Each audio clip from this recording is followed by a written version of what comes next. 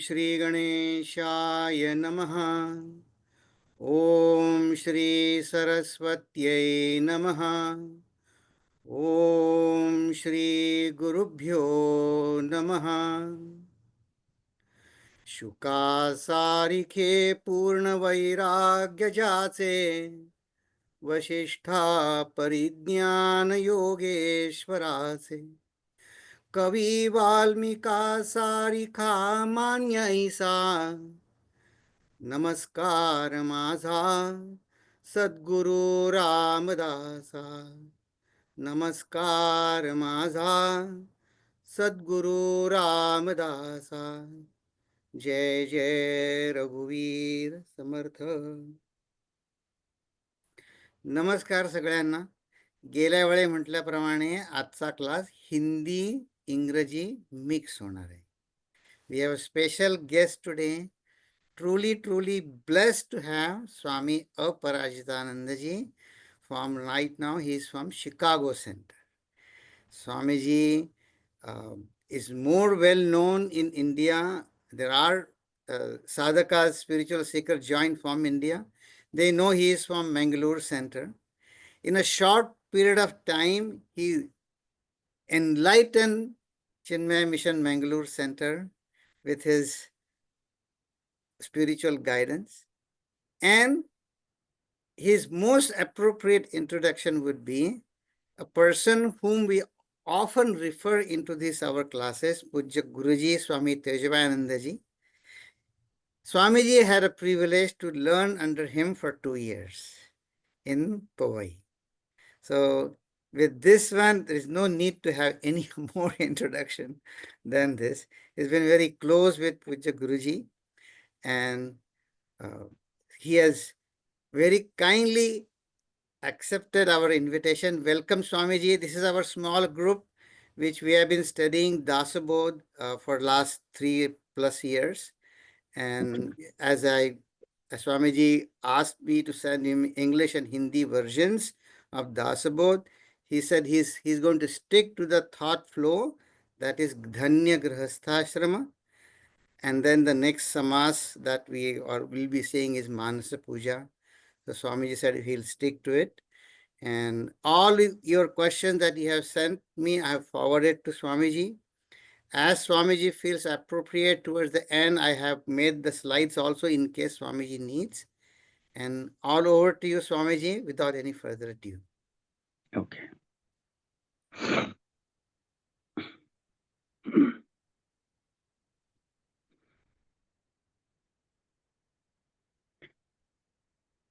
ॐ सदाशिवसमारम्भां शङ्कराचार्यमध्यमाम् अस्मदाचार्यपर्यन्तां वन्दे गुरुपरम्पराम्। श्रुतिस्मृतिपुराणानाम् आलयं करुणालयम् नमामि भगवत्पादम् शङ्करं लोकशङ्करम्। शङ्करं शङ्कराचार्यं केशवं बादरायणं सूत्रभाष्यकृतौ वन्दे भगवन्तौ पुनः पुनः।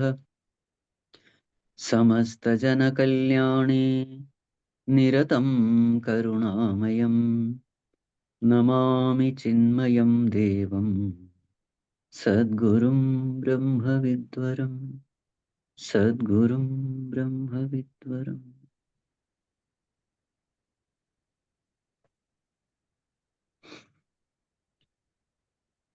Humble prostrations to one and all present here.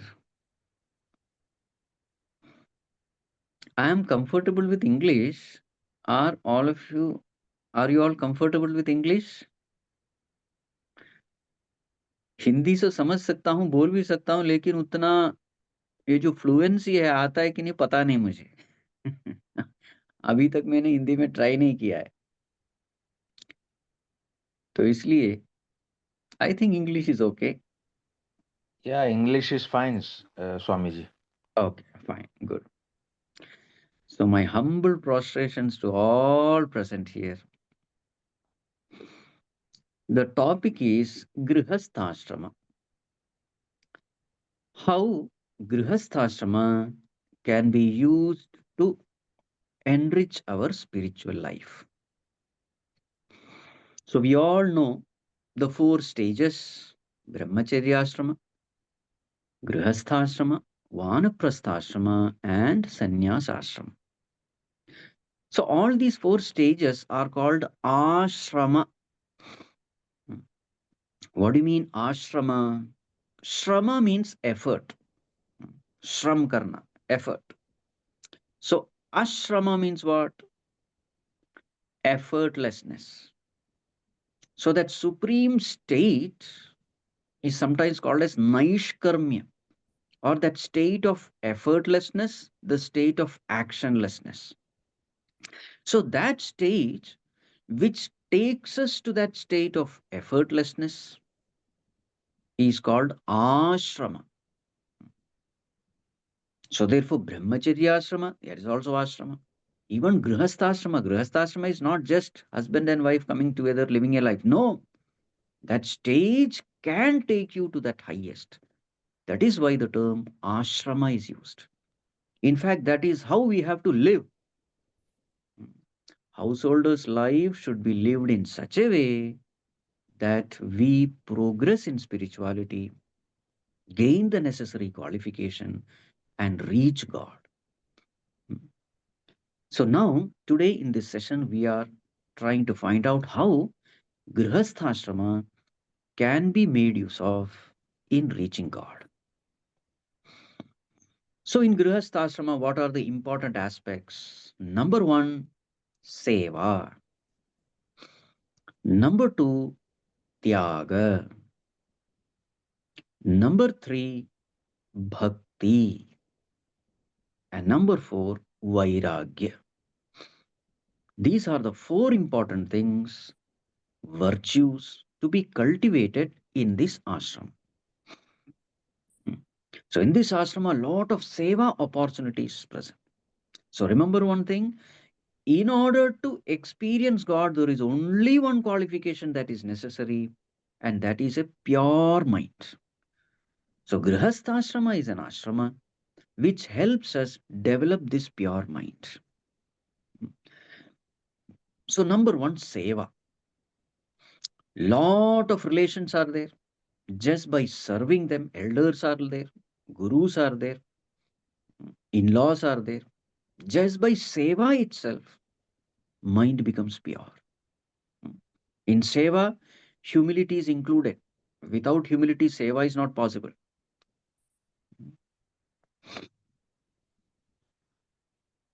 So we have this Pancha Mahayajnas.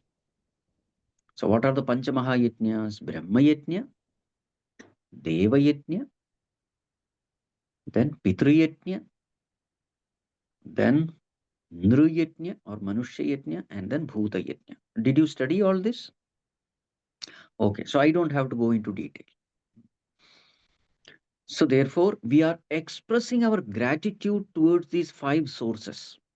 Brahma Yajna means we are expressing our gratitude towards Guru Parampara. So there is a seva opportunity available. Deva Yajna means we are expressing our gratitude towards Mother Nature. In this modern context, little we will change. So the cosmic forces are called Devatas in our scriptures. So when we keep this Mother Nature clean, unpolluted, water, air, etc., that is also a kind of worship. So that is Deva Yajna. Then Pitru Yajna. We take care of our parents, in-laws, grandparents, thus express our gratitude towards them, towards their sacrifice. Then Nru Yajna, Annadanam, Vastradanam, whatever we give. So we express our gratitude towards mankind. Then Bhuta Yajna, we take care of birds, animals, all the living beings, and expressing our gratitude towards them because they also contribute to our welfare and well being. So the whole life is a life of gratitude, expressing our gratitude. This is Panchamahayajna. So this is what is seva. And this seva, there is tyaga involved, sacrifice. A family cannot stay together unless there is sacrifice. Hmm. Husband sacrifices, wife sacrifice. There is a sacrifice from children also. So the whole family structure is based on love and sacrifice. Hmm. Wherever there is no sacrifice, that family cannot remain together. So seva, tyaga, and the next one is bhakti. Lot of challenges come when you are in Grihastha. Lot of problems come. You have to take care of so many relationships. Lot of things can go up and down. So at that time, what is the way to handle all these troubles? Holding on to Bhagavan. This is the way. Every time you have a problem, you take that problem to Bhagavan. Mysteriously, Bhagavan solves that problem, empowers us to handle that problem. So then what happens? All the problems become an opportunity to develop a relationship with God, to develop love for God. I have a problem, I take it to Bhagavan and Bhagavan solves it. So then what happens? My love for God increases. My relationship with God increases. It becomes strong. My surrender unto God becomes strong. My faith in God becomes strong. So therefore, in Grihastha ashrama, all the problems become an opportunity to develop a relationship of devotion with God. Bhakti. Then in Grihastha another aspect is in the beginning, I experience love from my father and mother. Later on, I become father and mother and start loving my children.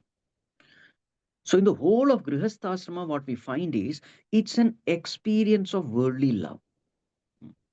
First, I experience love from my parents, then I become parents, and then love. So, what happens is I come to know what is love. Experientially, I come to know what is the meaning of love. And this worldly love experience is necessary because divine love is of similar nature. Divine relationship is also similar. What do I expect from my parents? The same thing Bhagwan expects from us. You see, as a child, as a child, I am supposed to be obedient, disciplined. This is what my parents will expect from me. Their love for me is unconditional, infinite. So in the Grihastha I experience love from my parents, and later on I become parent, and then I start loving my children. So then I come to know what Bhagwan's love is for me. Pitahamasya jagato mata dhata pitamaha. Bhagavan says in Bhagavad Gita, I am the father and mother of this universe. What does it mean? Now I can understand because I have become a father and mother. I know what it means to be a mother, to be a father. Hmm. So in Grihastha I am exposed to worldly love so that I can understand what divine love is. Hmm. So bhakti. And also there is vairagya aspects. When I am in Grihastha I come to know the limitations of everything that the world can offer. So what are the limitations that the world can offer? So here I will quote Bhajagovindam, the first six verses of Bhajagovindam. What are they? The first one, limitations of worldly knowledge. Samprapte sannihite kale nahi nahi rakshati dukran karane. At the time of death, worldly knowledge will be of no use. It is only the spiritual knowledge which will come. to help you. So that is a limitation of worldly knowledge. So worldly knowledge versus spiritual knowledge. Number one. Number two, limitation of worldly wealth. मूढजहि धनागमतृष्णा कुरु सद्बुद्धिं मनसि वितृष्णा यल्लभसे निजकर्मोपातं वित्तं तेन विनोदय चित्तम्. Ah, limitation of worldly wealth. So the real wealth is divine wealth, Devi Sampat, not Laukika Sampat. Real wealth is Devi Sampat. So when you are in Grihastha you come to know the limitations of worldly wealth. Wealth can give you comfort, no doubt, but wealth cannot give you peace. It cannot give you inner strength.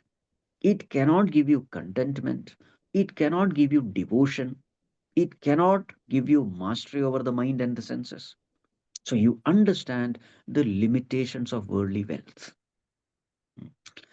Number three, limitation of worldly pleasure. सुखतः क्रियते रामा भोगः पश्चादन्तशरीरे रोगः यद्यपि लोके मरणं शरणं तदपि न मुञ्चति पापाचरणम्.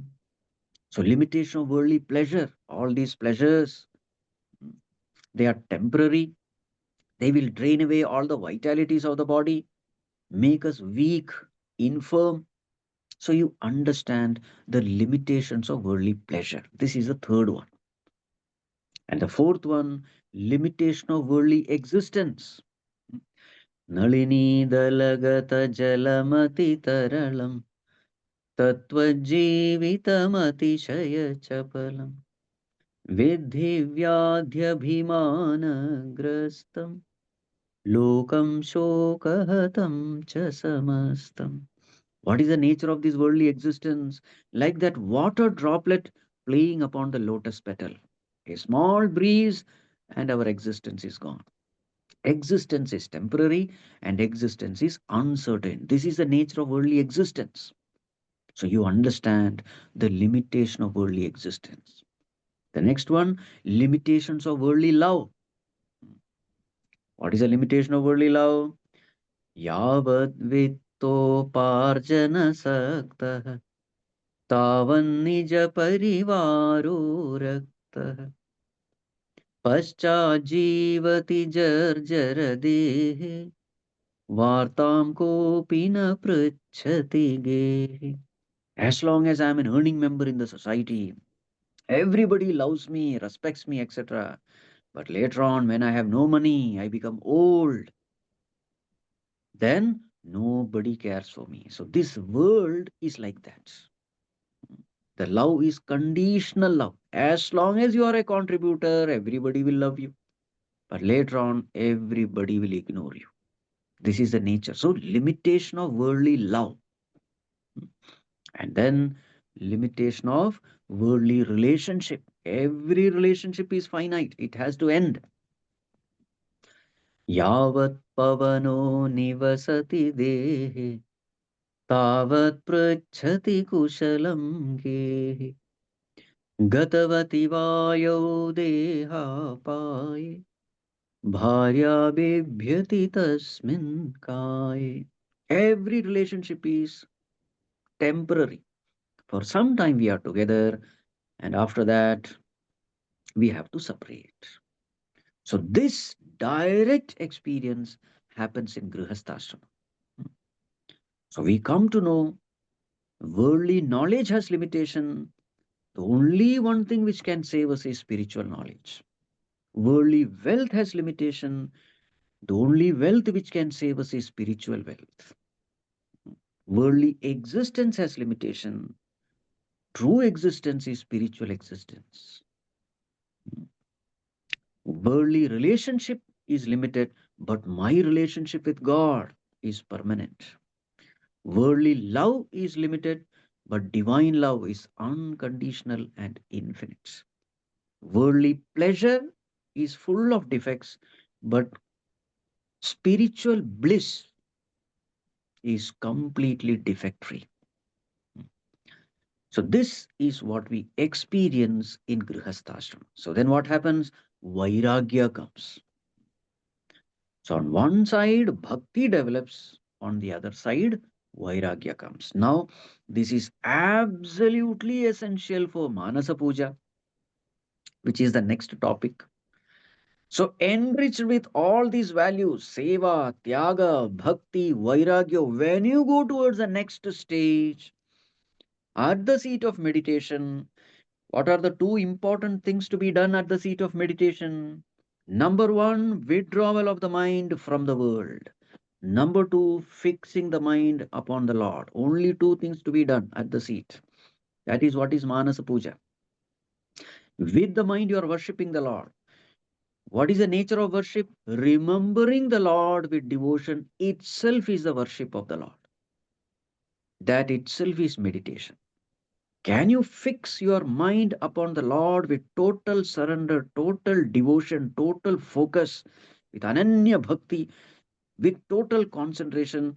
That is the greatest worship you can offer unto the Lord. But for that, you will have to withdraw the mind from the world.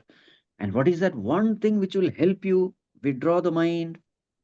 The one thing is vairagya. If you are attached to the world, the mind will stick to the world like a sticker. It will stick. What is the proof that mind is stuck to the world? Vikshepa you will experience at the seat of meditation. Vikshepa means a wandering mind. You will always see that mind is thinking of things where ragadvesha is there. Likes and dislikes are there. Hmm. Your near and dear ones. Whatever you are attached to, the mind will think of that.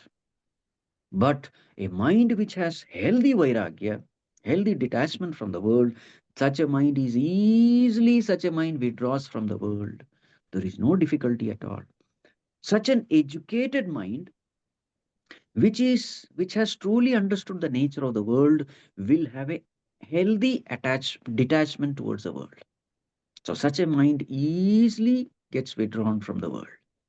So this is one aspect. And again, a mind which has developed devotion for the Lord, such a mind easily is able to concentrate upon the Lord. The only one thing which helps the mind in concentration upon the Lord is love for the Lord. Wherever love is there, concentration is automatic. Love and concentration, they go together. So because of bhakti, mind easily gravitates towards the Lord, fixes upon the Lord. So then Manasa Puja becomes effortless.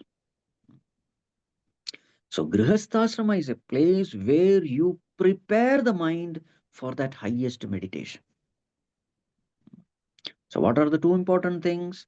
Ability to detach from the world and ability to attach to the Lord. These are the two qualifications. Ability to detach from the world comes from Vairagya. Ability to attach to the Lord comes from Viveka Janita Bhakti.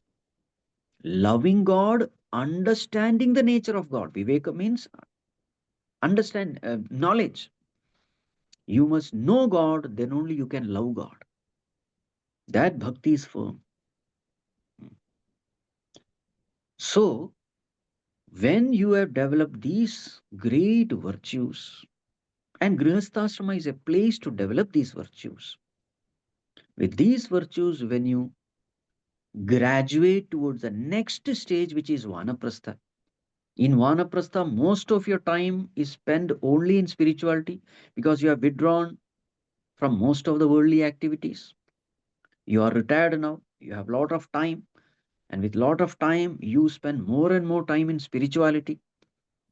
So, in spirituality, if the mind is not prepared, you will have no interest in spirituality. But if you have lived Grihasthasrama in a proper way, as a karma yogi, in Grihasthasrama, all the duties are supposed to be done with the attitude of karma yoga. So, what are the four principles of karma yoga? Number one, kartavya nirvahanam. Number two, samyak acharanam. Number three, Ishvara arpana buddhihi. Number four, Ishvara Prasada Buddhi. Four principles of Karma Yoga. Number one, Kartavya Nirvahanam, performance of your duties. Number two, Samyak Acharanam, doing it as best as you can. Number three, Ishvara Arpana Buddhi, performing your duties as a worship of the Lord. Bhagwan, you have given me this body. You are the one who is taking care of this body. You are the one who has given me these resources, abilities, talents, the field of activity, everything you have given. So may my performance of duty be a worship unto you. That is called as Ishvara Arpana Buddhi. Performing all your duties as a worship of the Lord. And number four, when you perform action, results will come. So what should be your attitude? Ishvara Prasada Buddhi. So this is the way you are performing your duties in Grihastha. You're doing your family duties, professional duties, but even when you're doing your duty, you're doing it as a worship of the Lord. So such a person need not sit in the puja room and do puja. Not necessary. Jagat Ishadhi Yukta Sevanam Ashtamurti Deva Pujanam. Jagata Ishadhi Yukta Sevanam itself is Deva Pujanam. Serving the world with the attitude that I am serving the Lord itself is a worship of the Lord. Bhagavan Ramana Maharshi says in Upadesha Saram. So therefore, in this way when you live, all the noble virtues you cultivate, mind becomes prepared. Preparation of the mind means what? Vairagya and bhakti. If these two things are there, you will have no difficulty at all at the seat of meditation. The mind is an obedient mind, disciplined mind, pure mind. Your instructions that mind obeys. When you tell the mind, oh mind, stop wandering in the world, come back, the mind listens to you. Hmm. And when you say, oh mind, fix upon the Lord, what you want is happiness. It is already there in Bhagwan. Come on, withdraw. Mind obeys. Because what mind wants is happiness. And Bhagwan is Ananda Surupa. So hmm, why should mind disobey you? What mind wants, it is there at the feet of the Lord.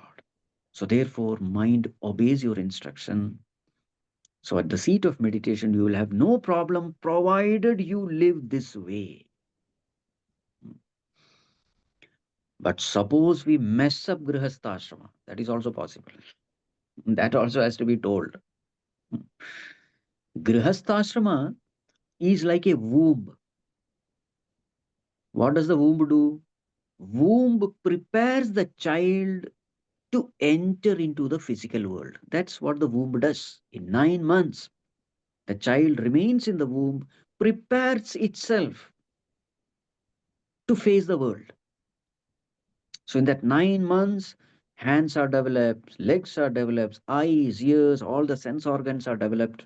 So 9 months is a preparation time to enter into the real world,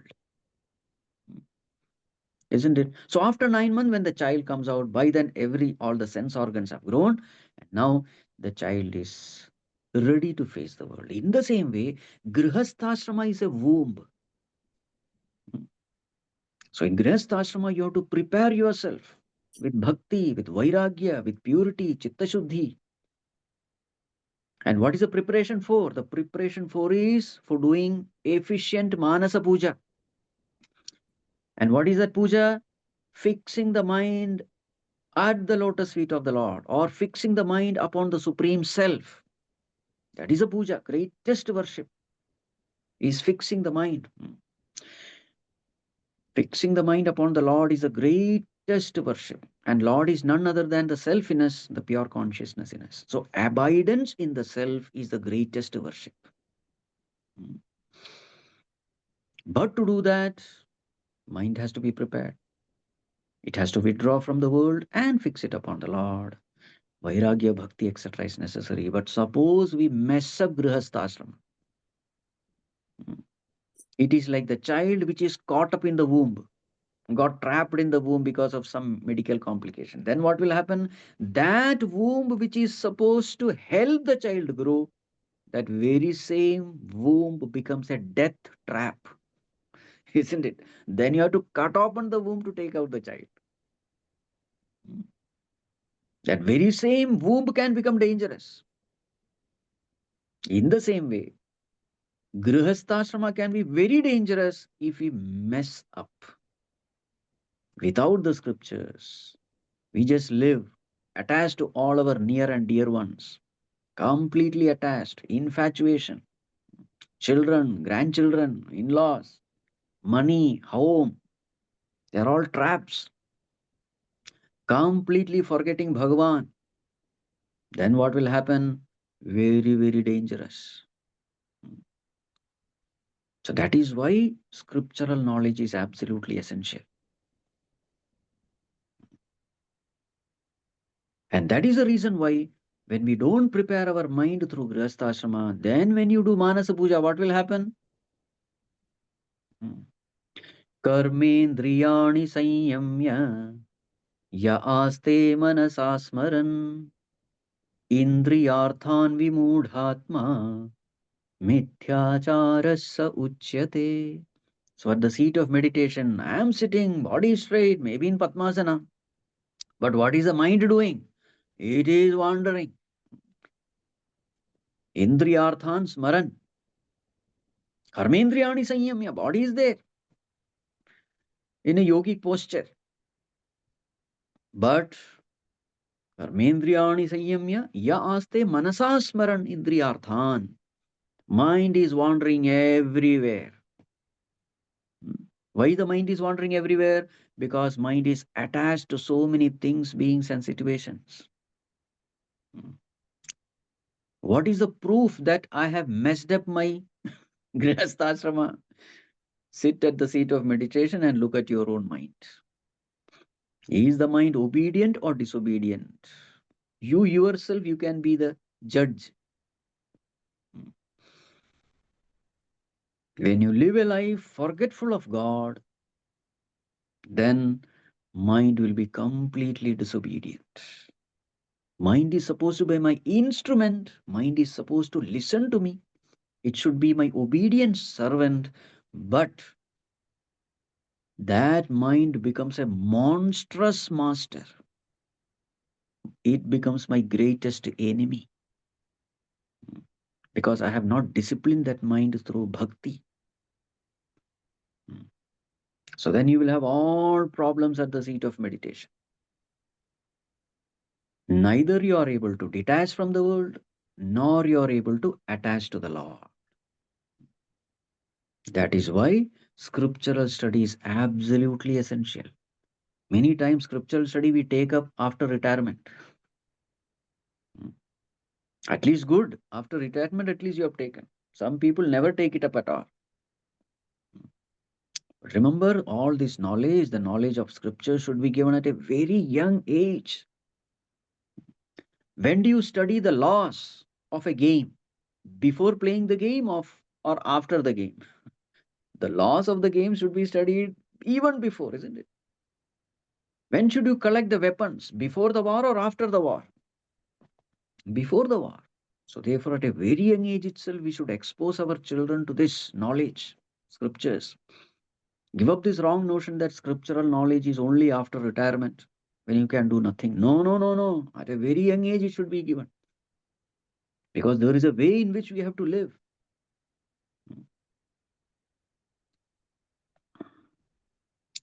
So, therefore, when Grihastha is done this way, performing all our duties and responsibilities as a worship of the Lord, never forgetting the highest goal. Grihastha is like a womb. Womb is something which you have to leave after some time. In the same way, from Grihastha you must graduate to Vanaprastha. It should be a easy glide towards Vanaprastha. By then you are totally attached to God. There is a healthy detachment from family members, children, grandchildren, etc. There is an easy glide. You are not dependent on anyone. Psychologically, you are not dependent on anyone. You are dependent only on God. In this way, when you live Grihastha Vanaprastha becomes very easy and comfortable. Because in Vanaprastha, you have lot of time for meditation, lot of time for scriptural study, lot of time for sadhana. And you enjoy it because you feel the presence of God. When the mind is pure, you feel the presence of God. And once you feel the presence of God, you are connected to God. And who is God? Omniscient, omnipresent, omnipotent, an embodiment of love. So once you are connected to this infinite source of energy, infinite source of peace and strength, then there is an unearthly peace that you experience. And nowadays, you don't have to take sannyasa. Grihastha itself becomes like a sannyasa ashrama. You are no more dependent on worldly things, beings, and situation. Mind finds absolute peace and contentment in Bhagavan. That itself is called sannyasa. Sannyasa means renunciation. Sannyasa means non-dependence on the world. Depending only on God is called sannyasa. So then this is possible when we make our grihasthashrama a beautiful one. So therefore, I sincerely invoke the grace of the Lord and blessings of all the Guru Parampara. May we live such a life and make our life a fulfilled one. So my time is over, 40 minutes. So now we can have questions. Whatever questions you have, you are most welcome. Yes. So thank you, Swamiji. The first question among the questions that have come one Ah, glides into the subject that you just ended, and mm, that is um, we understand, I'm quoting, we understand that to ask something worldly from the God is not right. At mm, the same time, God appears something distant and vague, and sometimes even unreal. mm. So, what could we do to strengthen our spiritual practices? You see, it is not right to say that we should not ask anything from God. Even the great devotees have asked. Draupadi has asked. Dhruva has asked. And what is wrong in asking God? He is my father and mother. If the child needs something, where will the child go? It has to go to mother. What is wrong? So therefore, whatever you need, ask from God. See, great saints, they may be in a state where they need not ask because they know that God will provide, etc. But that is a very exalted stage, and at present we are not at that stage. So therefore, if that is a say, so Bhagavan himself says, Arto jitnyasur artharti jnani cha bhartarshava. So we can be Artha Bhakta, Artharthi Bhakta. When there is some problem, ask Bhagavan, Bhagavan, please solve this problem for me. Give the strength to go through this problem. What is wrong? Again, we have so many desires, name, fame, power, position, no problem. But get your desires fulfilled only through God. So there are times when God will say, no, I am not going to give you. That is fine. Bhagavan, that also should be included in our prayer. Bhagavan, if you think that it is not good for me, then don't give. In my foolishness, childishness, I will ask so many things. But if you think it is not good, then don't give. So, in this way, whatever you need, let your desires be fulfilled through God.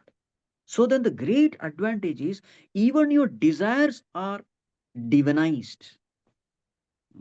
Divinizing the desires, that is very important.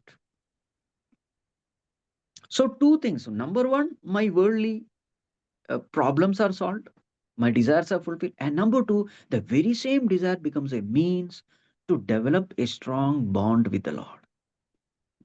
So there is absolutely nothing wrong in asking from God. Remember, God answers our prayers in four ways. What are the four ways? Yes, no, wait. And the fourth one is take. Here is something better. First one is yes. Whatever you ask, He gives you. Second is no, he will not give you because it's not good for you. Third, wait, when the right time comes, I will give you. And the fourth one, take, here is something better. What you're asking is something inferior. You deserve something higher. He gives that higher thing. This is the way God answers our prayers. So, therefore, absolutely nothing wrong in trying to fulfilling our desires through God.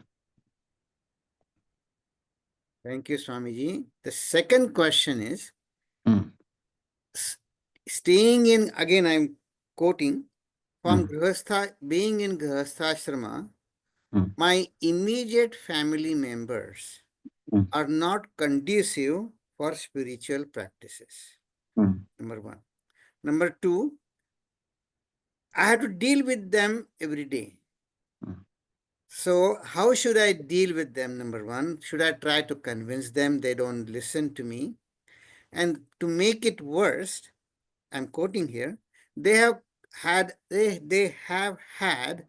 a bad experience of what is saying? It's a fake Babaji. I think that's what I'm reading. Fake Babaji. mm, So, what is the way out? mm.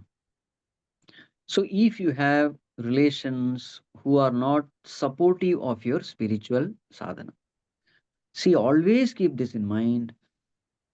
Wherever Bhagwan has placed us, that is a right place for us to grow. Have faith in the omniscience of God. Have faith in the decision of the Lord. If Bhagwan has decided to place me amidst certain people, there is a purpose. Don't question it. That difficult person may be husband or wife or in-law or somebody, can be anyone. Wherever Bhagwan has placed us, accept that. That is called as prasada buddhi. Bhagwan, I don't complain, I don't grumble. So it is called as cheerful acceptance of choiceless situation. Cheerful acceptance. Certain situation I cannot change, so I accept it cheerfully. This is the way we have to.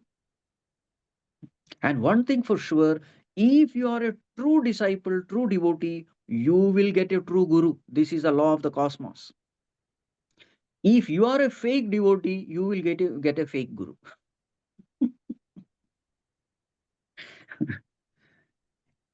A fake guru cannot stand in front of a true devotee. Huh. So therefore, cosmos supplies what I demand. If my devotion is true, sincere, pure, then the cosmos will supply a guru who will truly nurture my devotion, dispassion, knowledge, etc. Hmm. So there are certain things which you have to just leave it to God. There are certain things which you have to do. There are certain cheerful acceptance of choiceless situation. Hmm. So therefore, you just do what you are supposed to do. Rest, Bhagavan will take care. I think I've answered. I don't know whose question it is. Okay. If you have any question, anyone can ask. Right, right. Now, one more question, and then I'll open up for then Marathe Kaka has also a lot of spiritual questions. So Acha. after this question that I'm going to put forth, then Marathe Kaka, you please unmute yourself. This You can question ask I'm in Hindi asking, also. You can ask in Hindi also. correct, Yes. correct. This question is, my family is big on attending Kumbh Mela, Ah, other spiritual practices. mm, Is it a must? What if I cannot attend? mm. And the follow-up question is, what is the relationship with Manas Puja as a spiritual practice? What is the relationship of Kumbh Mela with Manasa Puja? Or this visiting pilgrimage places with Manas Puja? Acha, acha. Okay. So the first thing is Kumbh Mela. Mm. Kumbh Mela, see, there are various sadhanas in our scriptures, and you don't have to do all the sadhanas. Whatever gives you peace of mind, whatever gives you fulfillment, that alone you need to do. And that's why we have all kinds of Mahatmas also. Some Mahatmas into too much into bhajan, some Mahatmas too much into seva, some Mahatma is too much into Shastra Chintana. Jnana Yajna, etc. So different kinds of Mahatmas are there, showing that there are different kinds of path.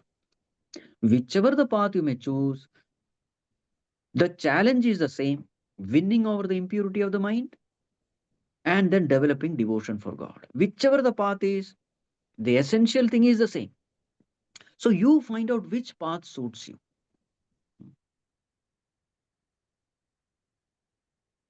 Whatever the path is, see whether, as Bhagavan Ramana Maharshi says, ahamapetakam nijavibhanakam mahadidam tapo ramanavagyam. This is the mahat tapas. What are the two things to be done? Number one, ego should dissolve. Ahamapetakam nijavibhanakam. And that supreme self should shine forth. If these two things are happening, that is a mahat tapas. Ego should drop. Ego is the greatest obstacle in the path of devotion. That ego should become thinner and thinner. I should become more and more humble. And my bhakti for God should increase. If these things are increasing, whichever the path you take, everything is fine. It is not necessary that you have to attend Kumbh Mela. Ramana Maharshi himself, he never went anywhere. He just sat wherever he was. He never visited any Tirtha Kshetra. You see? So such Mahatmas also are there. And there are Parivrajaka sannyasis also roaming around everywhere. You act according to your nature. A fish need not copy the monkey and try to climb the tree. No, fish has to stay inside water only. A monkey need not emulate a fish. Be wherever you are, wherever Bhagwan has placed you, with whatever nature. That is called a swadharma. So behave according to your swadharma. Hmm. Earthworm is under the earth. Fish is underwater. Monkey is over the tree. Different people are different places. Bird is in the sky. They have all different swadharmas. So in the same way, understand your swadharma and behave accordingly. You don't have to copy others. Another thing is importance of Tirtha Kshetra. See, every place has its own uh, what you call effect upon the mind. There are places where you just cannot meditate. For example, you go to a mall or a supermarket. Can you meditate there? No. In a railway station, very difficult to meditate. So there are places where you become extrovert. There are places where the mind get disturbed. So if this is true, then the opposite also should be true. There are places where you feel like going inside. There are places where you feel like meditating. So Tirtha Kshetras are such places where the whole place is designed in such a way that there is spiritual vibration and you just be there and you feel like going within. So Tirtha Kshetra must be used that way. Nowadays, people go to Tirtha Kshetras, packed schedule. Morning till evening, you go in some bus or some this thing. Run or run, rush or rush. Bhavo, bhavo, bhavo. Because you have to cover so many temples. You don't even have time to sit quietly. That is the way in which nowadays people go to Tirtha Kshetras. In our Shastra, it is said when you go to Tirtha Kshetra, stay there. Find out who is the Mahatma there. Serve the Mahatma. Listen to satsang. Withdraw from the world. And generally, these Tirtha Kshetra, the mobile network, etc., is not there. So be cut off from the world. And then spend more and more time in sadhana, in meditation. Then, if this way you are using the Tirtha Kshetra, then it can be of great spiritual benefit. Because the whole environment is a sadhana friendly environment. Make use of that. You're not going to Tirtha Kshetra to purchase so many things. Hmm. So this way we have to live, then definitely Tirtha Kshetra can be of great benefit. Okay, Marathi Kaka, if you are here, I would rather let you ask your own question, but restrict to 3 questions. Then the others ask, and then if we have time, then you can have your rest of the questions also. Hmm. Yes, sir. Pranam Swamiji. Pranamji. Very beautiful description, very concise and laconic, what do they call, succinct.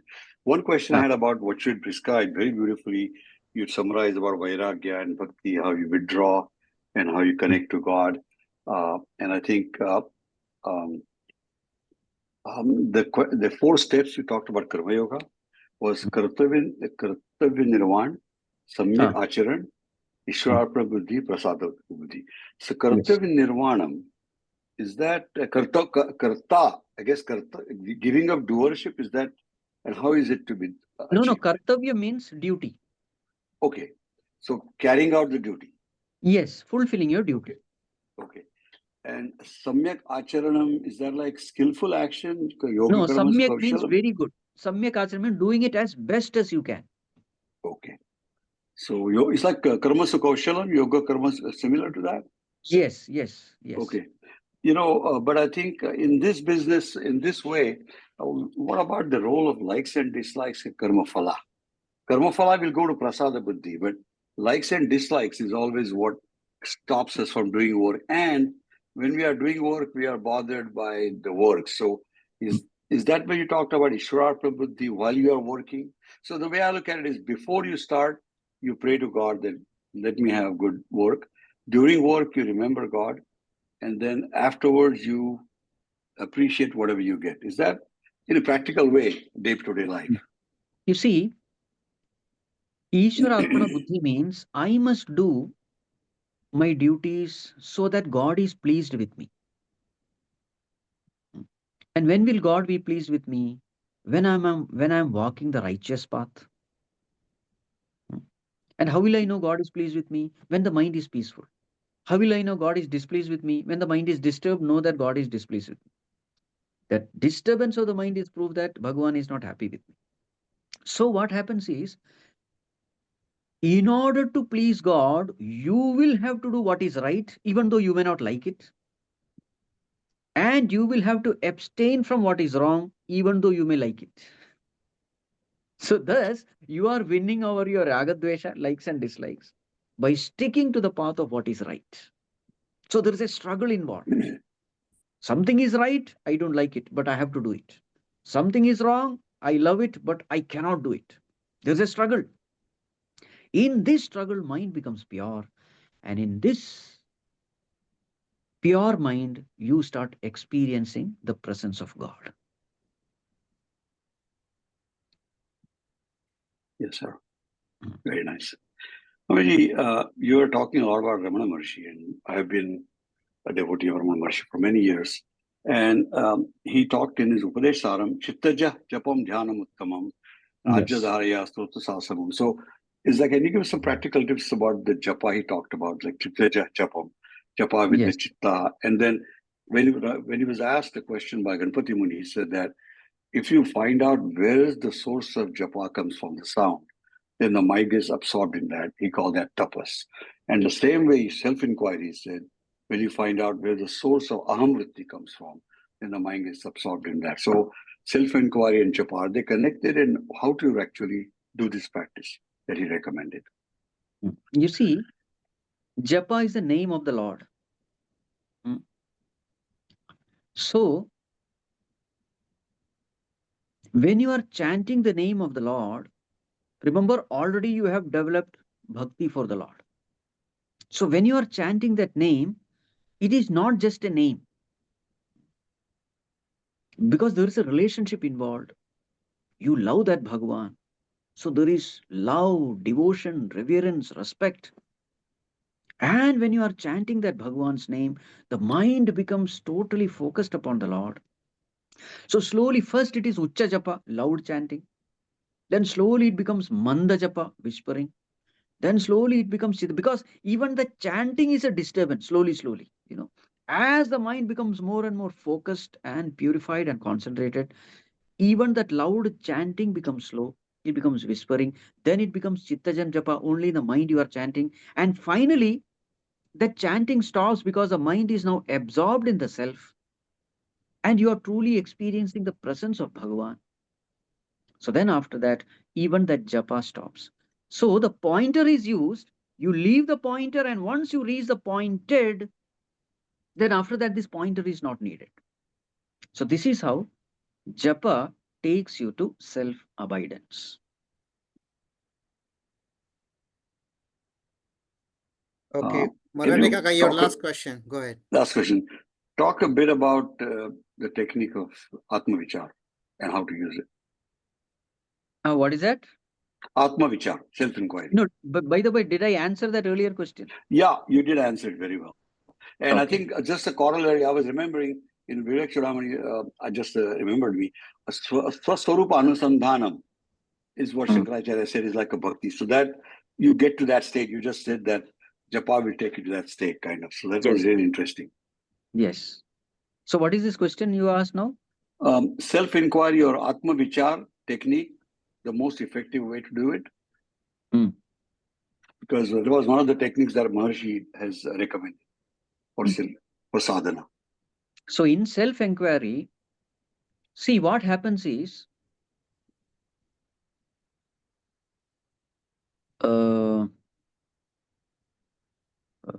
what is that?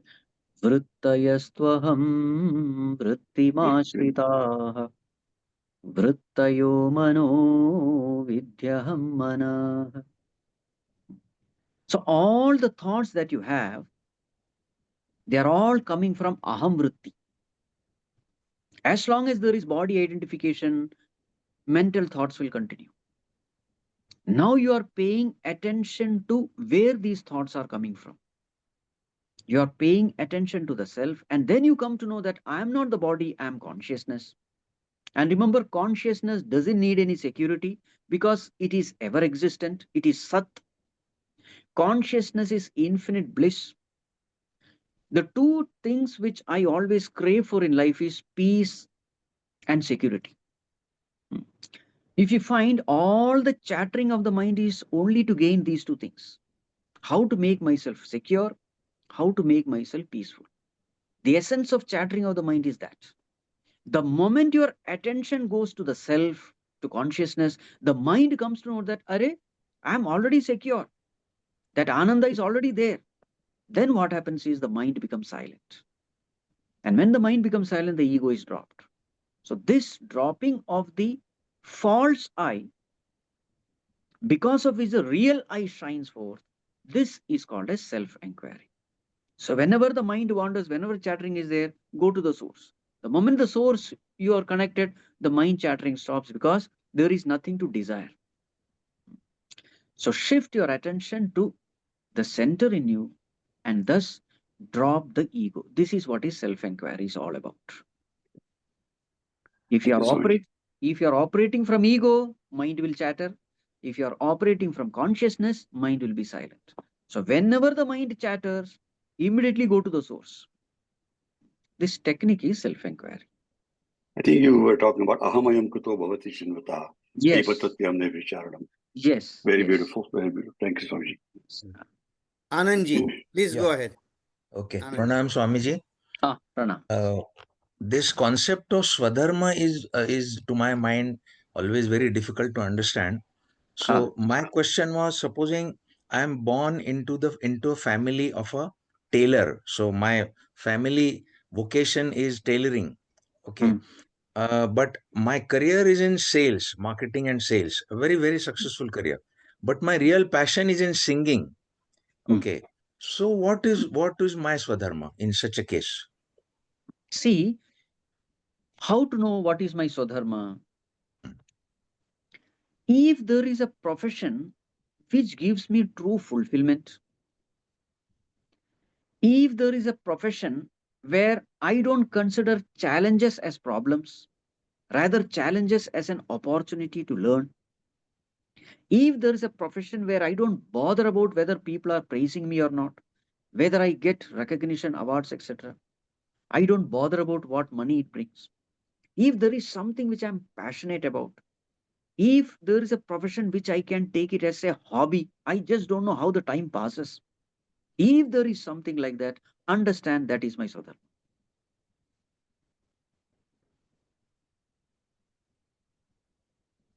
So in this particular example, imaginary example that I have taken, singing could be considered as my Swadharma. Yes. Okay, not the tailoring business which comes from the family lineage or But the my tailoring, sales career. but the tailoring thing, are you finding a sense of fulfillment there? Or are you No, miserable? No, not finding any link with any attachment to it or any fascination for it.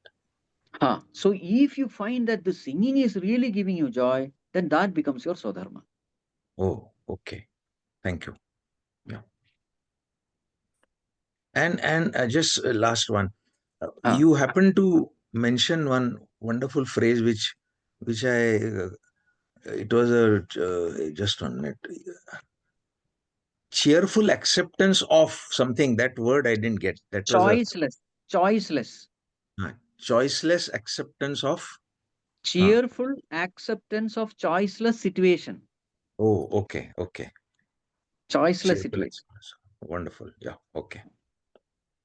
Thank you. We have few minutes. If anybody wants to unmute, just unmute and ask Swamiji questions. Anybody? Swamiji, Hari Om. Hari Om. Shobha Chidambaram. I have been disciple of Gurudev and Guruji since very, very long time, since age 16. I heard Bhaj Govindam, just you were reciting it and I just got fulfilled. And I just want to do namaskaram to you and nothing else.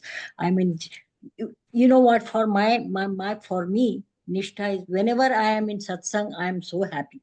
So I have to be always in satsang. That's what I think. And the books, Arvind and Guruji, Gurudev, all these people were, I am blessed. And I'm just doing namaskaram to you. It was so nice, so nice.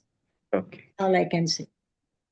Yeah, Bhaj Govindam and chapter 2. That was my first initiation with Gurudev in 1962 when I was pre-med. And since then I became Bhakta. And I tell you, Arvind also he's so, I mean, he's younger than me, but he's so great. Very nicely he teaches us Das both now. Yeah. So I'm just a bhakta. Like Prakash there, Prakash Soman.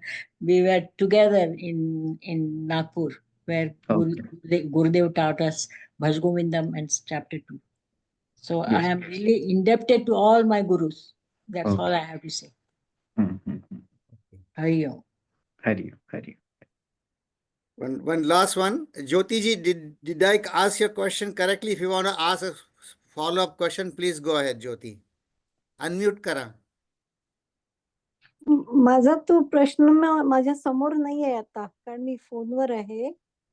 मनात असेल मला ना असं पण. वाटलं की शेवटचा part जो माझा होता क्वेश्चनचा तो I didn't think I got the answer to that.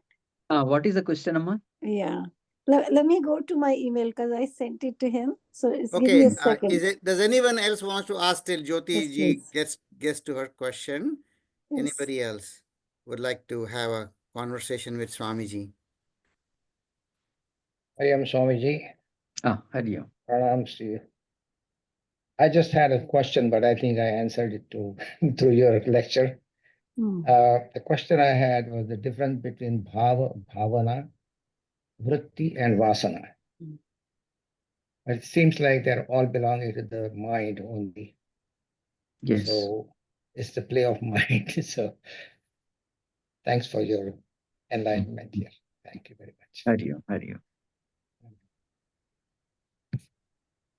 Shilpa काही विचारायचे का विचारू शकते. I had a similar question like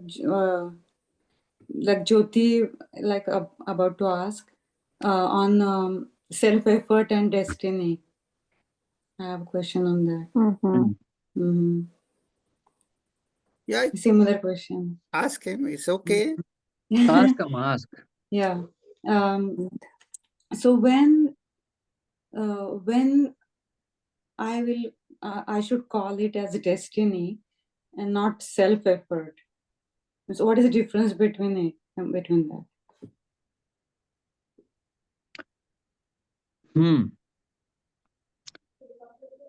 You see, self-effort comes when ego is ruling us. Self-effort and ego, they are associated with each other. But as the ego goes away, you slowly come to know that Bhagwan alone is residing in the heart and he alone is inspiring us to do things. Then you come to know there is nothing called. See, actually speaking, from the absolute standpoint, there is nothing called self effort. Why? Because ego is an illusion. How can an illusory ego have real self effort? This is from the absolute standpoint I'm saying. So, in that state, it becomes very clear that I am only an instrument in the hands of the Lord. The whole world is a play of the Lord. Everything happens by the will of the Lord. This is when ego is absolutely not there. But in the state of ignorance, see, in the presence of light, I see the rope. But as I go away from the light, that rope slowly starts appearing like a snake. In the same way, as I go away from the light of God, slowly in the presence of God, I start experiencing what is called as the individuality or the ego. So as the ego raises its hood, slowly I start feeling that self-effort is the real thing. Self-effort and ego, they go together. So therefore, if my ego is really strong, then we have to use the language of self-effort. So in Bhagavad Gita, both the languages are used. Uddhared atmanatmanam na atmanam avasadeyet atmaiva hyatmano bandhu atmaiva ripuratmanah. Lift yourself by yourself. You are your own friend, you are your own enemy. This is a language of self-effort. So for people at the beginner stage, language of self-effort has to be used. Work hard. You must. If you alone, you are going to. This is the way you have to talk to people who are egoistic. Because they understand only the language of, because kartrutva bhava is strongly there. Self-effort is everything. That is the way you have to speak to them. But as you evolve, you come to know, if I am doing something good, to do that good thing, inspiration is coming, and that inspiration is given by God. Body is sustained by God. Inspiration to do good thing is given by God. The environment is given by God. Therefore, you come to know there is nothing called self-effort. It is Bhagwan only who is doing everything through me. But this, only a person who has a pure mind, who is connected to God, only he will experience this. Are you able to understand what I'm saying? Yeah. Huh? Yeah, a little bit. So two different languages. For the beginner, we use the language of self-effort. For the advanced, there is no self-effort because ego itself is not there. Who will put forth self-effort? If ego is an illusion, there is no question of self-effort. See, it is something like this. A criminal, okay, feels like doing a crime. Now, in him, there are two voices. One is voice of God, which says, hey, don't do it. That warning comes from within. There's a voice of conscience. The second voice is the voice of his own likes and dislikes, his own vasanas. That voice is the voice of ego. So two voices. One is the voice of ego, which says, hey, I should do this crime, I must take revenge. That's the voice of the ego. Voice of God says, don't do it. It is not good. So if he listens to the voice of ego and if he does it, then that becomes his action. But if he listens to the voice of God and he doesn't do it, that becomes God's action. Whatever he does, that karma phala he has to go through. But if you're listening to that voice of God and then doing something, then that is not your karma, that is Bhagwan. Then you are an instrument in the hands of Bhagwan, that karma is not yours. Are you able to understand? Yeah. Hariom, thank you very much, Swamiji. Yes. Okay. Swamiji, quick. Wait, 1 second, Marathi Kaka. Jyoti let Jyoti finish her thing, then Yeah, we'll come back yeah. to you. Okay. Hariom, Okay, Jyoti, go ahead. yes, thank you. I found my email. So this makes sense to Swamiji. So my question is, even with all the trust we have in God, when we worship Him in our own way, we feel that the fruits of our devotion are somewhere far away from us and removed from us. Why do we feel this way, and what can we do differently? Why do you think that fruit of devotion is far away from us? When you are praying, don't you feel a peace of mind? If my mind is quiet, it's So, never quiet. the fruit of devotion is then and there you experience a joy. If you are not able to connect to God, that is because your ego is active somewhere. When the ego is active, you will not experience the joy of devotion. So therefore, what has to be done is surrender. Because heart is a, what you call, it has only one throne. Simhasana, only one is there. Either you can install ego or you can install God. If the ego is already sitting there, then Bhagwan has no place. So the ego has to step aside if the Lord has to sit in the Simhasana of your heart. I see. So if you are praying and if you are not able to connect to God, it is only because somewhere or the other, ego is, has firmly taken ground. So as Puja Gurudev used to say, when the ego vanishes, Lord enters. When the ego enters, Lord vanishes. Thank you. That's really beautiful. Thank you. Okay. Last question, Marathi Kaka. Go ahead. That was awesome, Swamiji, about while there is ego, there is no divine will. So while we are egoistic, until you get to that ego effacement, the best action, this is my thinking, is to go from tamasic to rajasic to sattvic ego until the ego effaces itself. And then you will get in the hands of the grace, the Tirodhana Shakti, Anugrah Shakti, Yes. Anugrah Shakti.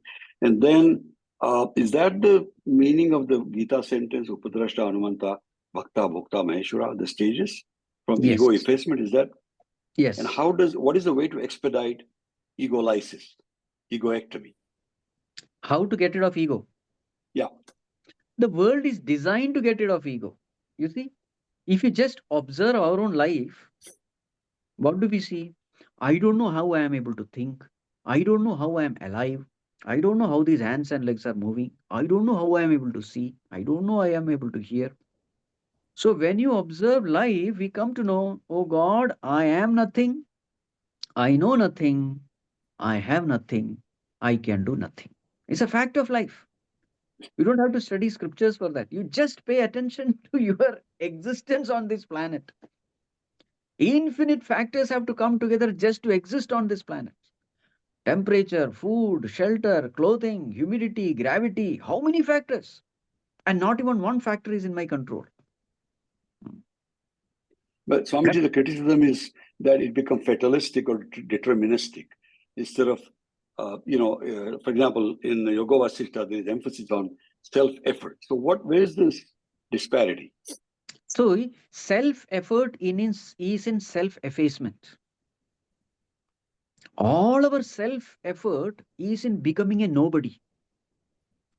The self-effort is in becoming aham shunyosmi. Bhagwan, I am a nobody. Then comes God's grace. There are two things, self-effort and God's grace. Self-effort is in self-effacement, and God's grace comes as aham brahmasmi. Aham shunyosmi is the practice, and by God's grace, what is the experience? Aham brahmasmi is the experience. Don't try to do aham brahmasmi through self-effort. That will be arrogance. You understand what I'm saying? Yes. It's beautiful. You see in Sundarkand, when Bhagavan was praising Hanuman, Hanuman, I am not even able to stand in front of you. You burned the Lanka, you did everything. I am so indebted to you. I will never be able to come out of this debt which you have created. And Bhagavan is looking at Hanuman with tears in eyes. You know what Hanumanji said? He just falls at the feet of Bhagavan and says, Bhagavan, trahimam pahimam. You see? Because it's all because of your grace that I did. I am just a monkey. The only thing I know is to jump from one branch to another. By your grace, everything happened. And Bhagavan was so happy. So Hanumanji falls at the feet of Bhagavan.